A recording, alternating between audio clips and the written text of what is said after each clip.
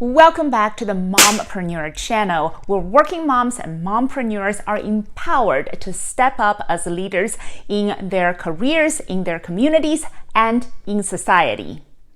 In today's episode, you are going to gain 7 tips on how to develop executive presence in virtual meetings. Number 1 is to continue to dress to impress.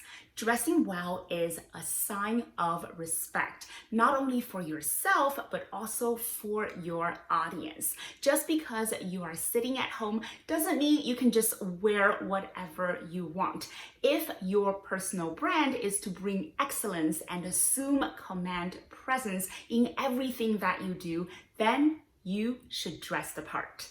Number 2 is to keep your posture erect. Whether you sit or stand, move your shoulders back, look up, and take as much space as you can, just like you would in person. If you hold yourself like a confident leader, then others will perceive you just like one. Number 3, look people in the eye. And in this case, that means look right at the camera lens. So hard to do, so practice. Trust me, it is worth the effort.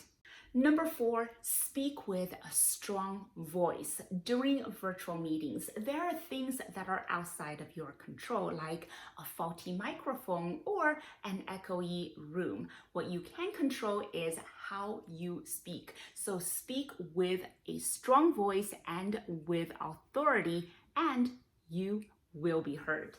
Number 5 is to stay within proximity. When you move too far away from the camera, you create so much more space between you and your audience. So stay within frame so your audience can feel your presence. Number 6 is to be present. Yes, there are many distractions at home, but you have to focus on your job.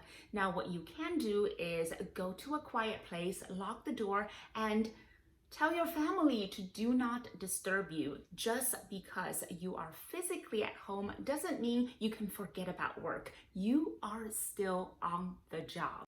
Number 7 is to use the chat feature appropriately. Now, there are 3 ways to use chat so you can let your team know that you are still engaged, even though you may be muted at the time.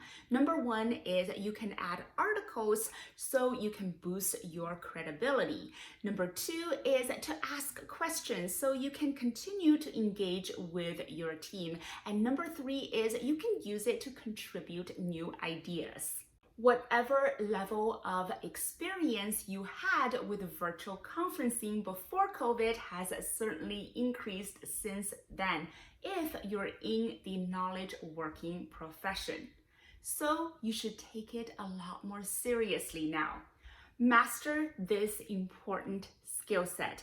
Not only will you develop better executive presence, you will also increase your personal power. Thank you again for your time at the Mompreneur channel. Please hit subscribe, ring the bell, and give our video a like. See you next time.